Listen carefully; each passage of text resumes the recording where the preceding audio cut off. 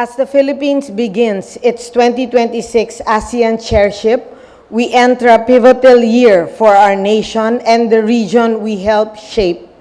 To tell us more about the Philippines' dynamic growth story, anchored in resilience, driven by reform, and aligned with ASEAN's shared aspirations, ladies and gentlemen, it is my honor to welcome the man of the hour, President of the Republic of the Philippines, His Excellency Ferdinand Romualdez Marcos Jr.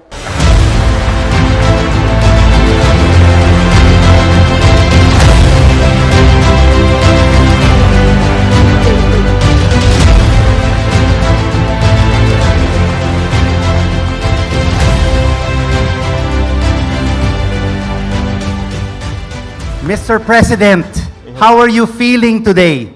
Oh, much better than I was maybe a couple of weeks ago. We are glad that you're in good health. Yes, thank you. And thank you so much for spending time with us and talking about the Philippine dynamic growth story. Well, it has certainly been an exciting time for the Philippines in many senses because we have really approached the entire system of governance, especially as it pertains to the economy, by making serious structural changes in the way that we do business. And of course, like any large change that is being attempted, it is not an easy thing to do. The bureaucracy is a very, I think I characterize it as being akin to one of these very large tankers where you turn the wheel and it takes, 10 kilometers for it to actually start moving. And my experience has been a government bureaucracy is very much like that. And so it's much of the frustration comes from an impatience. Can we not move this faster? Can we not move this? Can we not get this done much more quickly?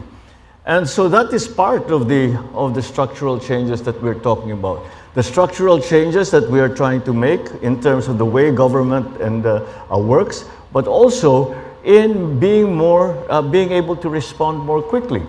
To that wheel, when we turn the wheel, let's just say we have decided to change direction or take on a new policy, how to be able to adjust much more quickly than we are able to adjust now.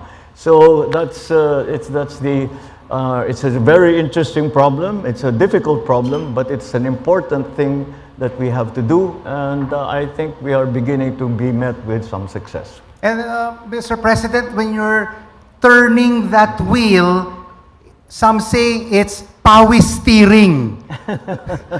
It's perspiration steering. Yeah, well, are we now moving more towards power steering? I should hope faster reforms. I hope so. I think that is certainly one of the aims of what we are trying to do.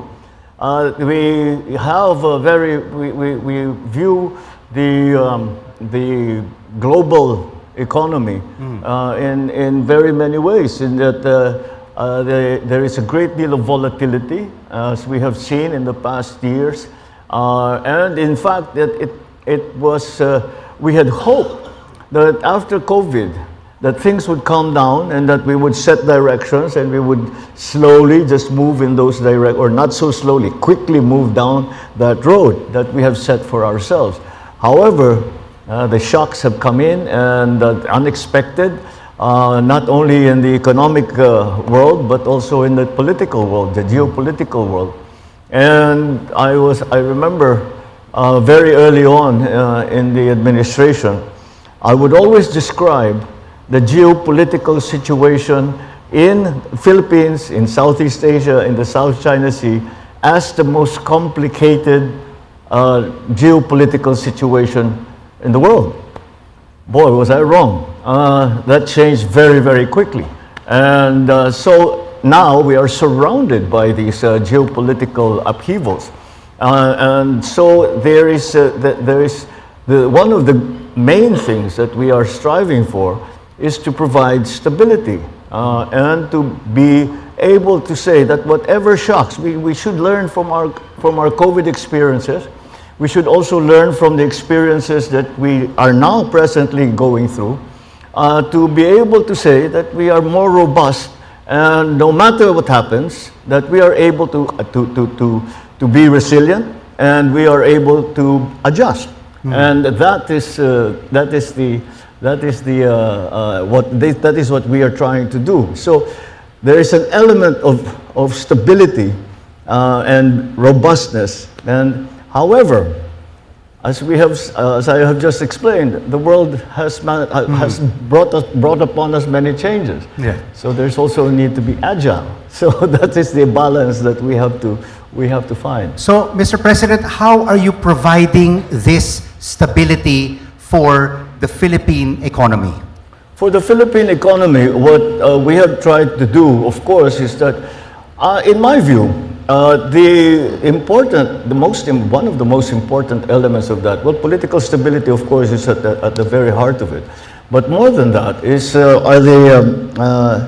we have to change the ways that we do business. Now, we have been talking about the global economy for a very long time now. And certainly, it is very much the case. But we in the Philippines have really been dependent on traditional or established markets, investors, and that has had to change. And the change is that we then go to, first, we do business in a different way in the world today. So must the Philippines, and those are the changes that we are trying to do. Secondly, we need to go out into the world a great deal more. For example, what I describe it as that we have to engage non-traditional suppliers, non-traditional investors to be part of the Philippine economy. And when I say non-traditional, what I mean by non-traditional is non-traditional to the Philippines. The countries that we have not really traded with before, areas, regions that we have not really engaged before. And sometimes the reason that we haven't done that is simply because of physical distance. We are now talking a great deal more to the EU, but as a trading bloc. But also we are doing a lot bilaterally with the different countries that are EU members. Latin America also presents a great opportunity, and we are trying to engage as well, considering that there is such great commonality between the Philippines and the Latin American countries. I often describe the Philippines as the only Latin country in Asia. And I think that is to our benefit, and we should take advantage of that, and we should build on that. So there are Canada is now become one of our strongest partners. France will be one of our strongest partners, I believe. So these are non-traditional for the Philippines in terms of trade, and that we have to engage that. And that goes over as well into the question of stability. And when we talk about commerce, trade, what the businessmen, what investors are looking for is stability and vision. You need stability so that, and you have to have a vision, you have to have a plan, you have to have a goal. And that can be that is recognizable to prospective businesses, that they see, okay, this is what the Philippines wants to do. And these are the things that the Philippines is doing to try to achieve that goal. We should be part of that. And that is the kind of, that is the way that we are trying to make the Philippines, that we are making, it is succeeding, that we are making the Philippines a more investor-friendly and more investor-attractive country. You talk about investor-friendly, you talk about political and economic stability. When I talk to foreign investors, Mr. President, they're always telling me about the ease of doing business. Yes. The number, Yeah. not dozens, Yeah. but the hundreds of signatures that you need to be able to get, let's say, things done. Yep. Right? They say it's about 200 to 300 signatures. While in Singapore, it only takes 1 to 2 days to sign up. I lived in Singapore for many years. And then in Thailand, it takes about 2 months. In Vietnam. How can we align the ease of doing business with our ASEAN neighbors? Singapore's just a touch smaller than the Philippines. So maybe in that sense there is a... But of course that is a perfectly valid statement. That's a perfectly valid insight. And it really, the bureaucracy, that's why I mentioned the bureaucracy earlier, has been one of the main, shall we say, roadblocks to quicker processing and simple things. Things like we were in a meeting the other day. The things like getting a copy of your birth certificate. Yes. And we went through the process of saying how does it go and how long does it take, and it takes a month, maybe a month and a half. Why would it take a month and a half? Because again, you have to go through this entire process, which is very slow. And it's still done by hand. The files are still in handwritten form, and so that's why we are trying to fix that, and we are minimizing now the necessary contact between the citizen and the government for anything that they do, and we are relying very much on the new technologies, on the internet. Because we are 7,600 plus islands.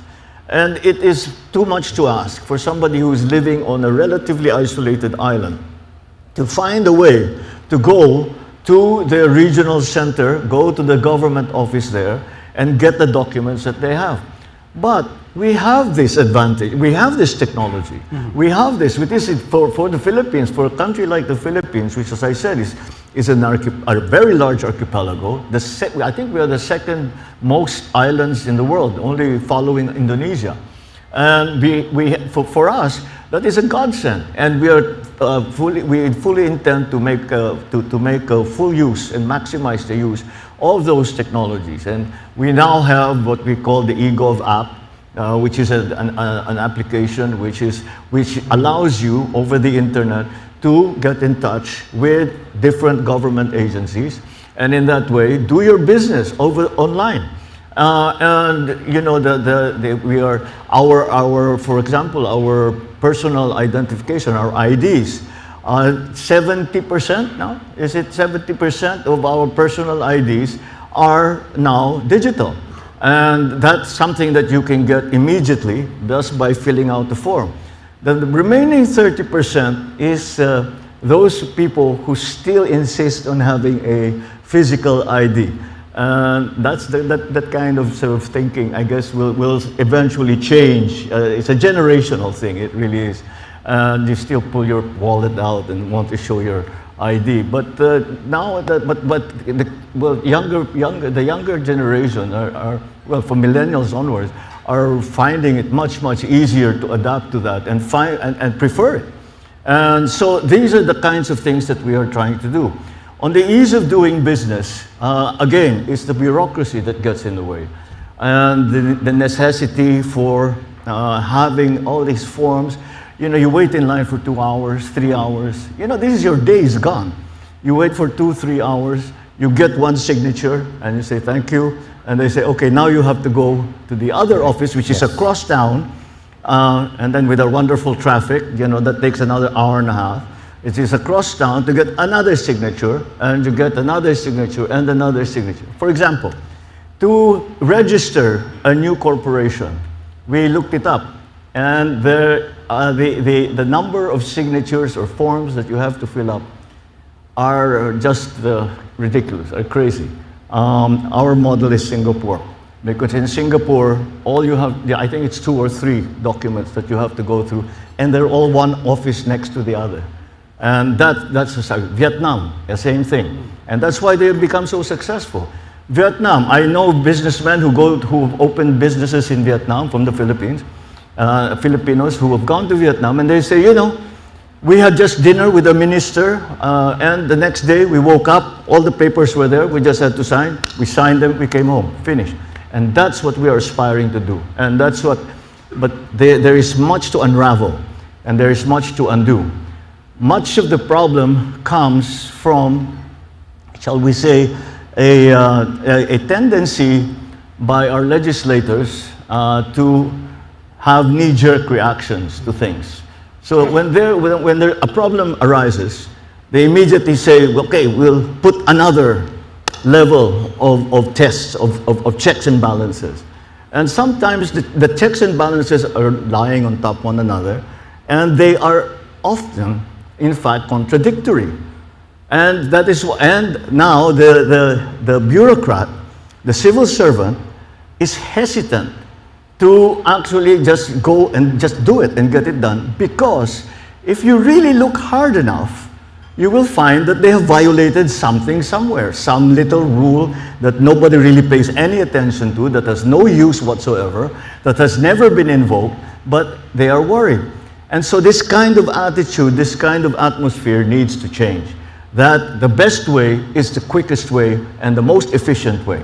It is not the way that will avoid any trouble, because we will not, that is not what government is about. We're not here to find fault. If, for example, you make a mistake, I'm not going to file an administrative case against you. I'm going to go there and help you and say, why was this a problem? And what can we do to make it better? And that's what we are trying to do with government. And I think in the 10 kilometers that we're waiting, maybe we're about kilometer 8 now. So we're moving, but it's coming along, but much, much, much more slowly than we would like for it to be. Definitely. We would like it much faster to attract new foreign investors into the country.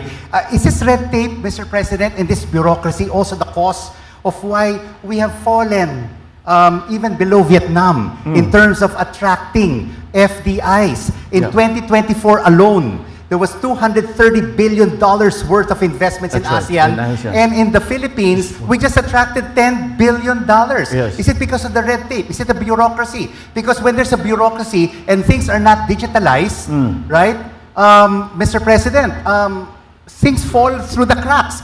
Yes. It's all about corruption. And there's that too. That doesn't help. We have developed a very strange system in the Philippines where you have fixers.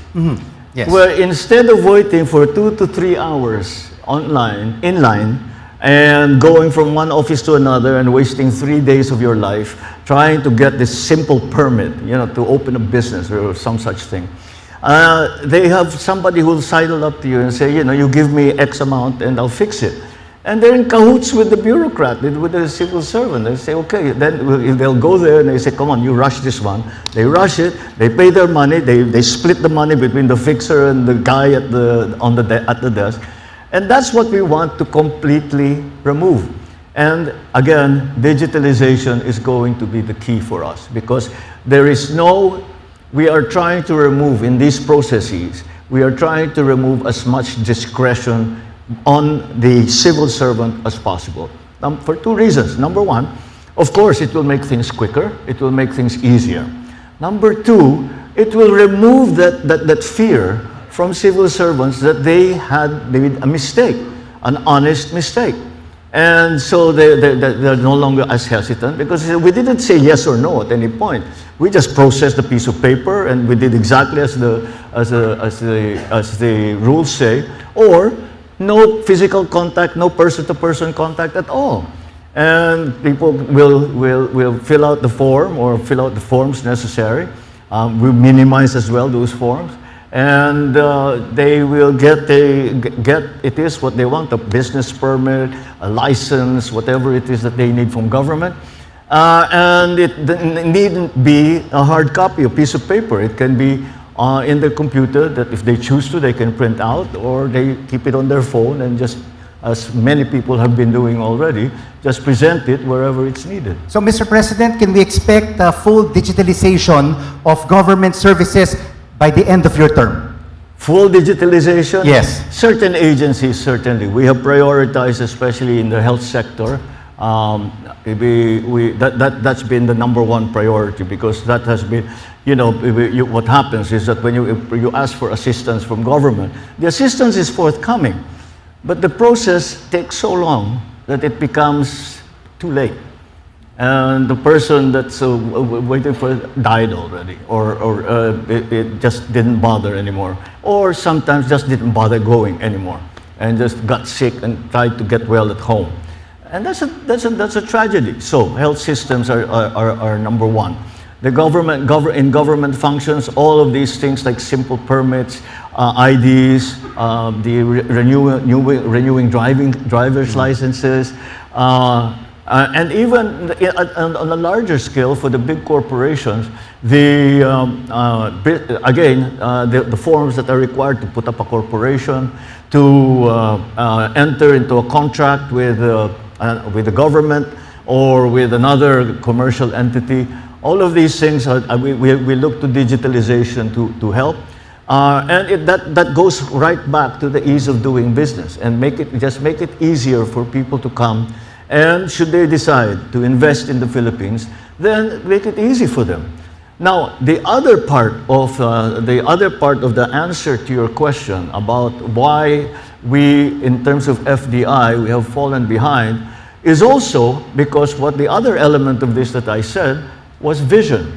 We haven't really given a roadmap to our prospective investors about what the Philippines wants to do. Where are the areas? Do you want to go into electric vehicle manufacturing? Do you want to go into mining? Do you want to go into batteries? Do you want to, what is it that the Philippines is going to spend money on? Where is the public expenditure going, and why there?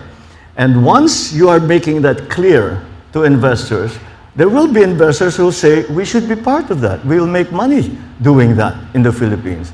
And then coupled, hopefully, with an ease of doing business, then that will make us more attractive to all our different partners and trade partners around the world.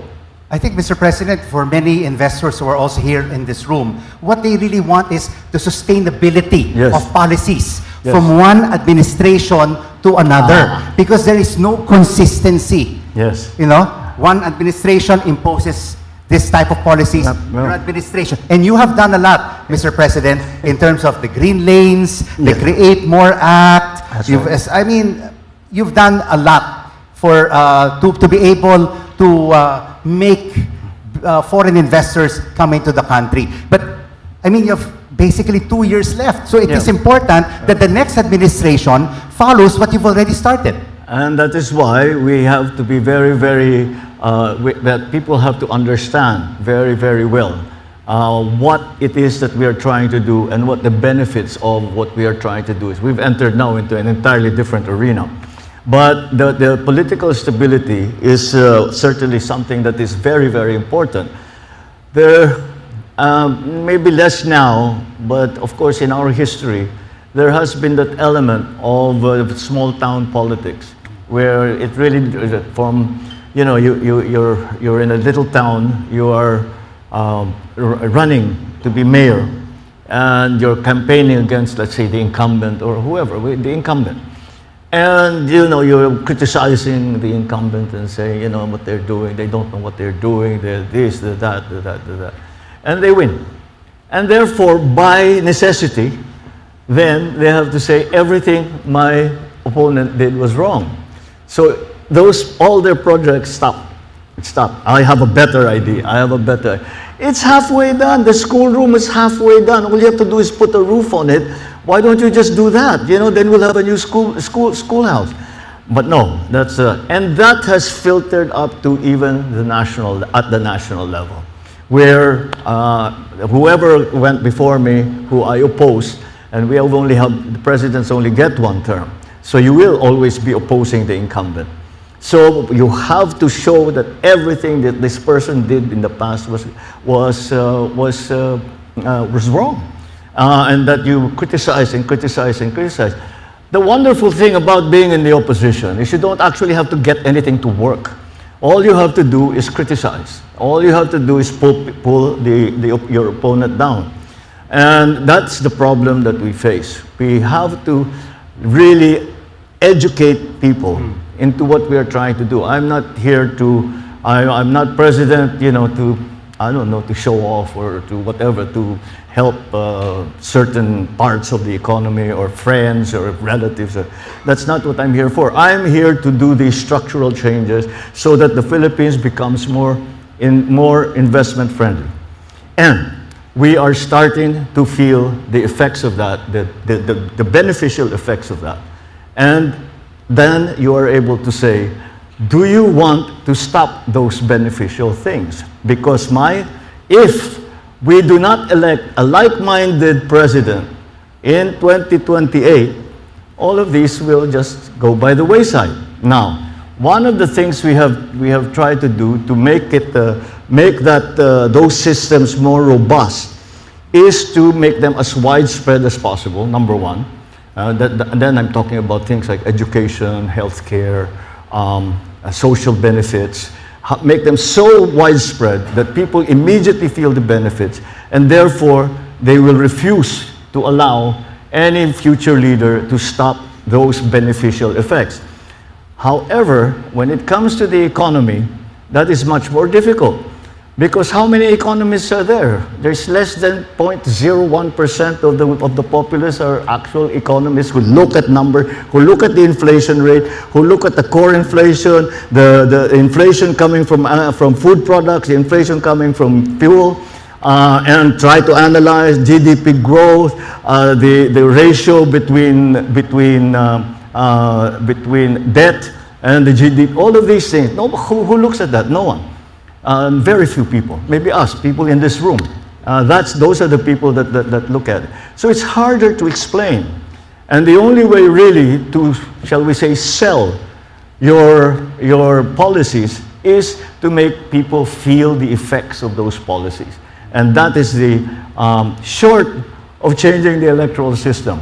But I think those of you who live here in the Philippines have seen the difficulties that arise when the Constitution is being questioned and that there are suggestions to amend the Constitution. And so these are the difficulties that we find. But as long as we are able to show that these policies and these measures that we have undertaken are of benefit, and we can, then people will say, well, if I feel the benefit, my life is just that much better because of these things, then I want to keep it. And that's the best way that you can do that. The other way that we've tried to do it is to enshrine them in law. And that's much more difficult to change. So some of these policies are enshrined. Create More is the one that you mentioned. Create More is the amendment that we have to the old Create Act, which is which was an act which was to provide incentives for investors, both on the plus side, incentives in actual tax breaks and things like that, and in sanctions for people who do not follow the rules. And we enlarged it. That's why it has now come to be called the Create More, because there are now more incentives, because there are industries that didn't exist when that law was written, that now are very, very attractive. And I think everyone understands they mostly belong in the digital world, but then there's also mining, which is a traditional industry in the Philippines, which we have not taken full advantage of. And that will provide a better, but it's a mix actually of incentives, and also the other element of it is to ease of doing business. The law also circumscribes certain areas where, like you say, there's a green lane where we can get around the bureaucracy. There's a workaround on the bureaucracy. We specify certain areas where we are particularly interested, and we make it easier for investors to go into those areas. Agriculture, again, education, healthcare, mining, and many others. Actually, I made some notes here. There's a very long list, and I don't want to give you an incomplete list, but there is a great deal that we have identified. We have identified, I think, about 19 areas that are going to be the priority, and those priorities will will be the ones that we will assist in every way that government can. And not only government. One of the main changes that we have made is to recognize and to immediately say, day one that I came into office, I said, we recognize the private sector as a full and important partner in economic development. Government does many things, but private sector does other things much better than government. Once you recognize that and you engage them, then it becomes much easier. As a matter of fact, there's a lot here, so I Yes, have to Mr. stop you from President. talking. Mr. President, I hope you don't mind if I interject, No, not, right? please do, please do. You don't Because- get me started, we'll be here all day. Okay, you talk about structural changes. You've made quite a number of them during your the past 4 years of your administration. Economic and reform policies. So what we need right now is consistency. That the next president, the next leaders of our country continue what you've already started. So what kind of leader, who should we vote for in 2028 who will continue what you've already started? Maybe you can give us a hint, Mr. President. Well, number one, somebody who understands economics. Because Understands economics. that's Okay. the first thing. That's the life of the person who understands how to create jobs, who understands how to keep the inflation rate down, who understands how to make food supply a given, something that you can assume. So, and someone who thinks about productivity, because growth is about productivity. How do you make your working population more productive? How do you support them so they work better? How do you fix the education system so they're better trained? How do you make sure that they're healthier? How do you make sure that they don't worry about food? Those are the kind of people that you need, that we need, are the people who actually are thinking about not politics, but how to make the country better. I've always said, very early on, again, and even before I became president, I always was watching, and I said, when I was walking around and being around my father, all we would hear is, we are building a nation. We are about nation building. I didn't hear that anymore. So we need to have nation builders. People who want to make the Philippines better. People who actually love the Philippines and love Filipinos and want to make things better. And it boils down to, it might sound a little sentimental or emotional, but that's what you need. And of course, there has to be the element of competency. You know, the love is goes a long way, but it's not enough. You also have to know how to do it. You have to have some training, or at the very least, you have to listen to people who have that training. And I'm proud to say we have in government, we have a thing called the Private Sector Advisory Council. And the Private Sector Advisory Council, we meet more or less once a week. And the businessmen who are here know that, because we see each other fairly often. And they sit down, and we divide it up into different elements, to education, to healthcare, jobs, technology, etc., etc. And we get the best of them, and they sit down, and we basically, government just sits there and listens and asks them, what is it you need from us? That's how it started. Now, government, we on this side of the table they come in and they say, have you done your homework? You know, we talked the last week or the last meeting that we had, we were saying that we are going to do this. Have you done it? Or haven't you? And why haven't you? And what's the problem? And it's a very, how do you say, there's a great synergy that comes from that. And it's not to blame and say you're messing up, you know, you're bad, you're deemed, you're etc. You're not smart enough. It's not about that. It's about getting together and say, okay, this worked. Let's do that more. This worked. Okay, how do we make it better? This just didn't work. And then you have to decide, well, maybe it was just a bad idea, so let's do something else. Let's not waste our time. Or we have to do it, it's too important, we have to fix that problem. And that has been so helpful in giving us direction on how government should work, because what we are trying to attract is business. Of course, there's the social side to government, but a big side, we cannot afford the social side if we're not doing well on the business side, on the commercial, on the private, on the revenue side. Let's just put it that way. There are two sides to every balance sheet, so we have to do well on both sides, and that's what the PISAC, what we can call it the PISAC, has become a very important part of. But it all derives, it all filters down, distills from that very clear understanding that the private sector needs to be a full partner in economic development. So, Mr. President, this will just be a very short answer that I'm expecting from you. Okay. So, with the characteristics that you've mentioned on who should be the next president in 2028, have you already narrowed it down to about 2 or 3? You're going to get me into trouble. Well, certainly there. He's going to answer it. Of course, I'm Go going ahead. to answer it. Well, we have some people that we are talking to in mind. Many of them actually, some of them have said, no, I do not From the want." cabinet? I'm sorry. Are they from the cabinet? Are they local officials?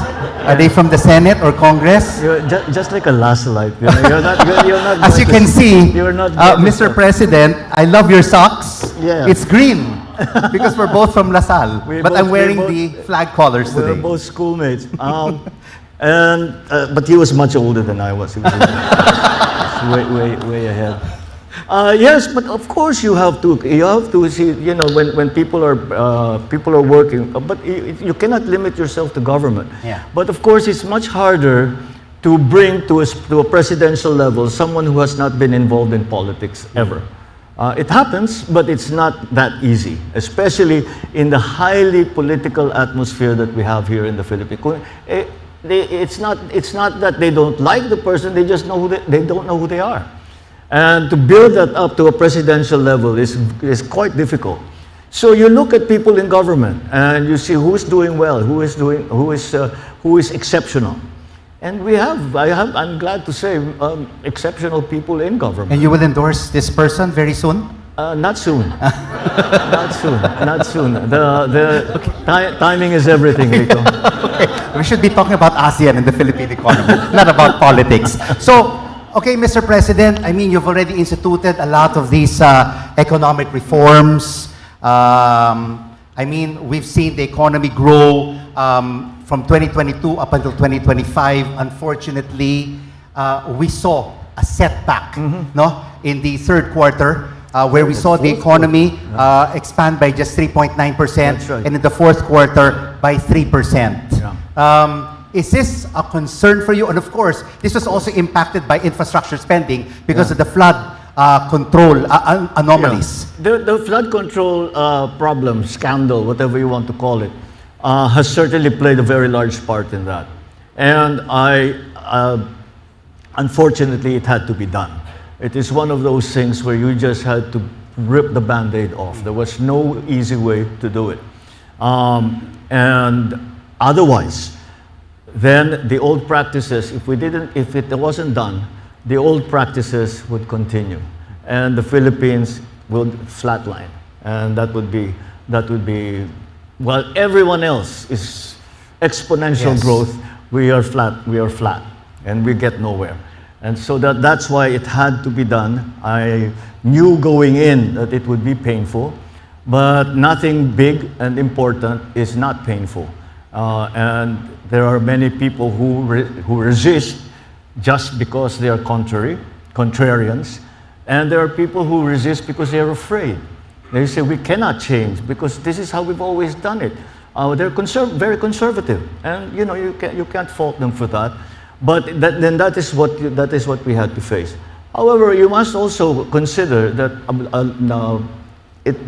to no small part, to the economic shocks that came in the last part of last year, the weather, the climate change, what happened in climate, the amount of money that we are spending to to try and well, first of all, help the victims of climate change, and to now do the adjustment to climate change, i.e., moving settlements away from the areas that have suffered because of climate change. I remember when I was governor, and I was governor from '98 to 2007. When they said that a storm would come in, we knew what to do. We knew where it was going to flood. We knew what air gaze would be isolated. We knew where to go. We had a very good idea of what was going to happen. That's no longer the case. Even if you look at the patterns of our weather, before it was very clear. It would come into Bicol, Region 5, and would go up and come out of the Ilocos Norte, usually in Region 1, up north. That's no longer the case. Mindanao has always been seen. There are no typhoons in Mindanao. Now there are. Maybe 1 or 2 only a year, but there are typhoons in Mindanao. And so that has been a really, and it impacts us in many ways. Not only in the fact that, you can imagine how heartbreaking it is for someone who has worked very hard to build this bypass road, the 5-kilometer bypass road, and 6 months later it's completely destroyed because the storm came in and destroyed it. And you were sure that we built this road in the right place because typhoons never pass there. And it did, and it destroyed the road. And that's the kind of thing that we have to be dealing with. So we have to be much smarter about the way we do things. But that has been an impact as well. Then the war in Ukraine has had an element. And when Russia first entered the Ukraine, the initial reaction was, well, it shouldn't affect us because we're very far away. But of course, we import wheat from both Russia and Ukraine. So the prices of food went up like this, and we had to find alternative sources to, and of course, it was a seller's market because the supply coming out of those two countries was quite large. So it's a seller's market. You had to pay a higher price, and you had those effects. Again, and then Gaza. You would think, well, they're not oil-producing countries, so it shouldn't really bother our fuel prices, but it did anyway, because there were threats to the Straits of Hormuz, the tankers were hesitant to go in, that sort of thing, so it still became. So it's uncertainty that we are fighting with. Uncertainty about climate change, uncertainty about supply chains, uncertainty about geopolitical concerns, about war, about peace. It's uncertainty that we are trying to mitigate. And we do that by, I suppose, like anything, like broadening our base, i.e., again, talking to what we have come to describe as non-traditional trade partners, so that the economy is much less prone to shifts and shocks that come from the outside over which we have no control. It is indeed a confluence of factors, both internationally and locally, that has impacted the Philippines' GDP growth in the second half of next year. I was talking to some businessmen here, Mr. President. One was a foreign investor, and he said, my concern is about the ease of doing business. Yes. And that you have answered. And a local businessman that I spoke to here told me, I'm concerned about who's going to be jailed next. Yeah. That's perfectly. Will there be more people behind bars? That's Because we've been waiting for this, Mr. President, since last year. I don't think that putting people behind bars. Of course, we put people who have been shown to have who have abused their privilege, their authorities, and have taken money that does not belong to them, or belongs to the people, behind bars. But the system needs to change, and the culture. That is why we had to do that. I always say, why is it that Filipinos, when they are abroad, do so well? Because the rules are clear. You go, you work hard, you get a little lucky, you'll be fine. I'll tell you one of the stories that has stuck in my mind. I was driving along Camp John Hay when it was still under American administration. I was literally driving along. In front of me was a car with a guy who was eating a hamburger. Okay, and he finished eating his hamburger, and he rolled up the trash, and he put his hand outside the window. he didn't let go of the trash until he left the gate of Janhe, and then he threw the trash, because he could do it.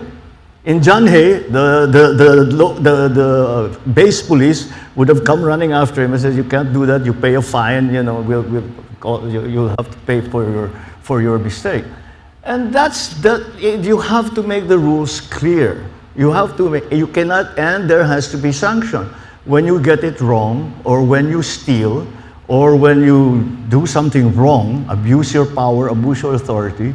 You have to pay the price. And that's what we have to establish. And that goes back now to the strength of institutions. And that is the hardest part for a young democracy like the Philippines to develop.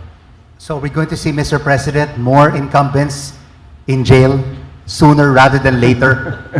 Well, you'll have to ask. You know, most of that now are with the Department of Justice and with our ombudsman. So I think they will have a better idea of where that's going.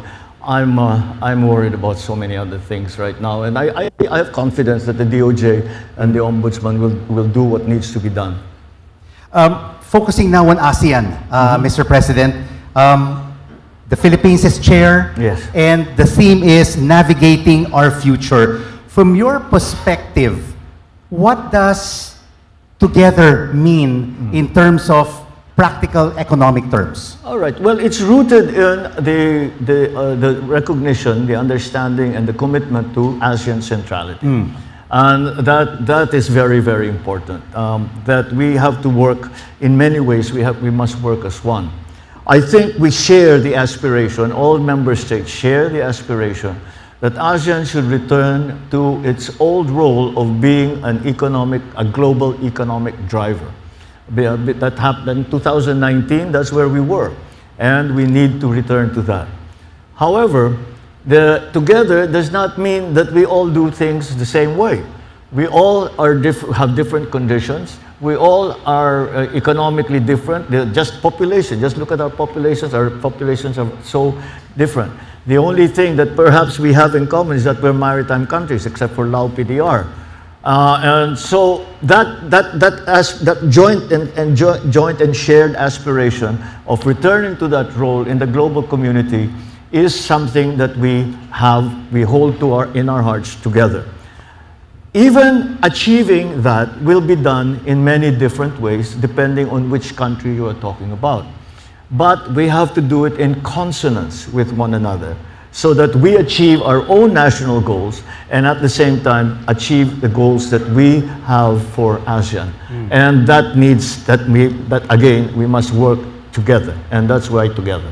And final question, Mr. President, what concrete policy reforms would the Philippines like to see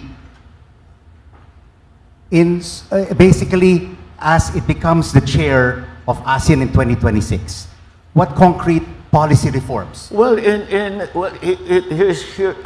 very soon after COVID, the discussion around ASEAN was that we have to learn from the lessons of COVID. One of the great lessons that we had to do was to make more robust our supply chains. And that's we were going about. And our supply chains to our trade partners around the world. And with all the things that have happened, the effort to make those supply chains more robust and stronger have really run into great obstacles.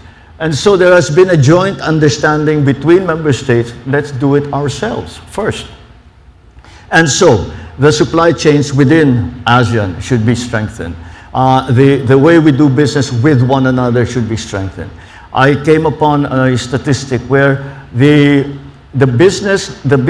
commerce, the trade that ASEAN does is only 23%, I think that's the number, about 23% intra-trade. The rest of the 77% is outside of ASEAN, countries going outside of ASEAN. If we could develop that intra-trade within ASEAN, I think that would serve a great purpose. And we're moving in that direction. We talk now about the common grid, the common ASEAN grid. We are slowly coordinating our different agencies so that, for example, procedures for for importation is pretty much standardized, that we understand how each country does business and how to deal with them.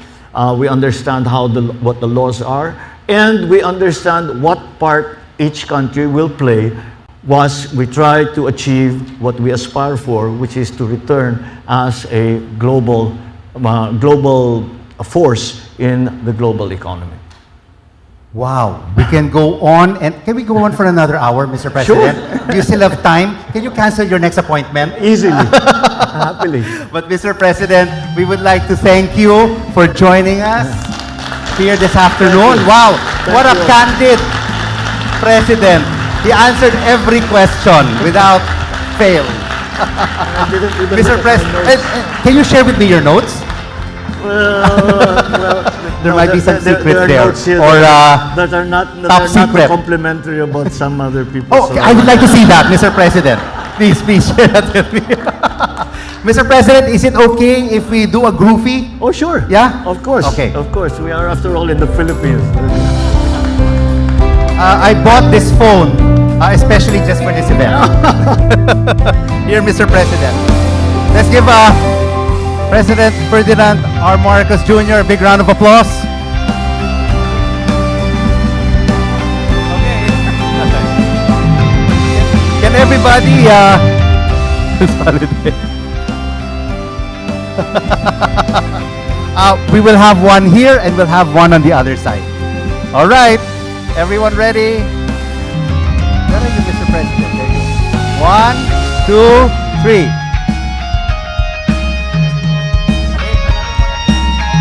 Another one on the other side, Mr. President. Okay, one more. Here, sir. Here, sir. Mr. President, right here. Game na game si President. Can everyone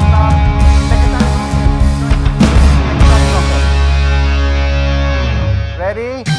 1, 2, 3. Okay. Thank you very much. The President of the Republic of the Philippines, Ferdinand R. Marcos Jr. Thank you, Mr. President. Nice to see you.